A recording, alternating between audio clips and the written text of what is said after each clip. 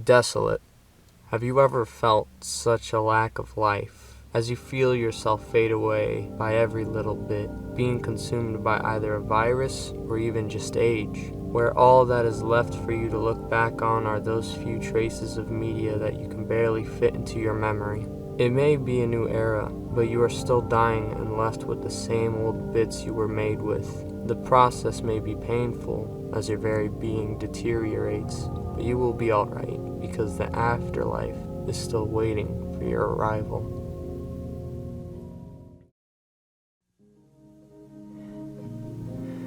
Computer Death, Computer Decay, and Computer Afterlife are a trilogy which paved the way for not only a new style for infinity frequencies, the creator of the trilogy, but also made way for a new sound to aspire for in the vaporwave genre. With infinity frequencies, you can see how after these releases, they continued the sound and style in releases such as Between Two Worlds, Into the Light, and Closer Than Ever. With all the albums fitting with the hypnagogic drift sound, it made it clear that these albums were made to be looked back on and appreciated in the subgenre. The trilogy is only presented besides music through the album art and album names, which is all we need to see where these albums take us. You are a computer, one that is dying. Throughout the series, you find yourself in the process of death leading up to the afterlife. Although the narrative is quite simple and clear, it was still made and presented very well. So we will be looking into each album and how Infinity Frequencies presented this idea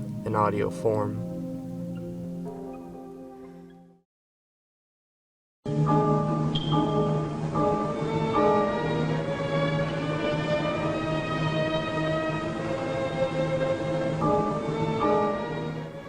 Computer Death was released on May 14, 2013 to Bandcamp, being the start of the Computer Trilogy. In Computer Death, it feels as though there is a lot more variety in sound, especially when compared to the two other releases, as if the dying computer is trying to grasp onto all of those different memories it holds all at once in its final moments. A lot of the samples used in the album can switch from Weather Channel samples to old advertisements to Muzak, which you will also see in the other albums. However, this one keeps your interest with different styles. Tracks like Group Meditation, Lotus Bloom, and Liquid Diagram all feel like what you and I could consider the closest to traditional vaporwave. Others like Frozen Remnants and Pulses feel more like they were old bits of commercials that were all the computer could remember from what it had. But tracks like Hall of the Forgotten, Entrance, and Footsteps feel like samples of media and classical that can portray death itself in its horrifying way in sound. Like mentioned earlier, this album feels like the computer trying to remember every memory it has in its final moments, right before it shuts off forever. The album is also the longest of all three, which can work when you look at how different many of the songs can sound. The album cover is great for the sound in my opinion, since not only is it the only live computer out of the bunch, but just the atmosphere works well, especially for many of the songs and what they can be pictured as. After this point, the computer will have lost the ability to keep itself running, no longer being functionable. As it lays dead, it will over time begin to decay.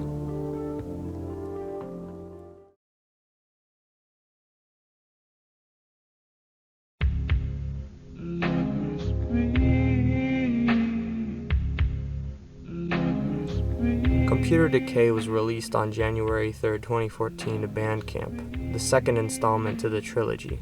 This release is somewhat more fixed and keeps itself short, being only 20 minutes long, which is what allows this album to be just as enjoyable as the others. The songs feel a lot more fuzzy and simple compared to the last album, which can be seen as the computer slowly losing every memory it has, as each begins to become more faded. The theme in this album is really empty, but very relaxing. The computer begins to deteriorate physically, but in an almost painless manner, with numbness being all it knows now. Although it is much more depressing, it is not as aching as the last album.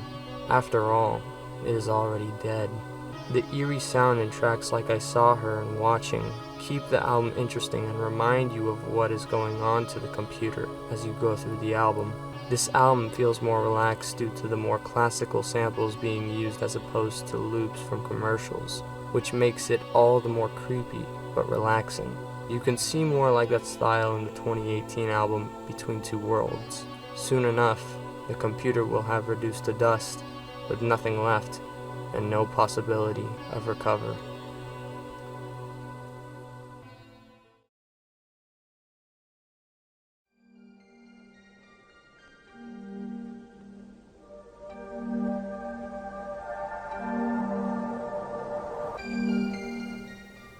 Computer Afterlife was uploaded to Bandcamp on May 14th, 2014, the last album to the Computer Trilogy.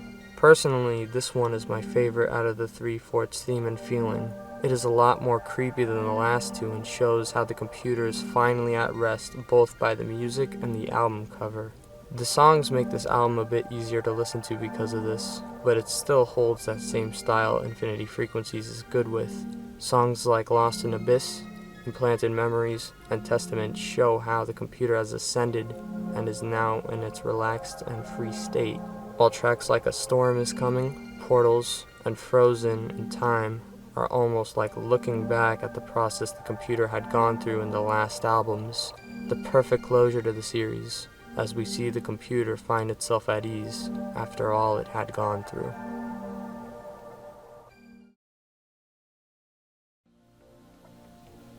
Infinity Frequencies' consistent and pleasing style keeps the trilogy a classic. Most songs can consist of classical or commercial samples that can loop and switch pitch throughout the song, which even though it is very simple, it's a sound that both I and many others love.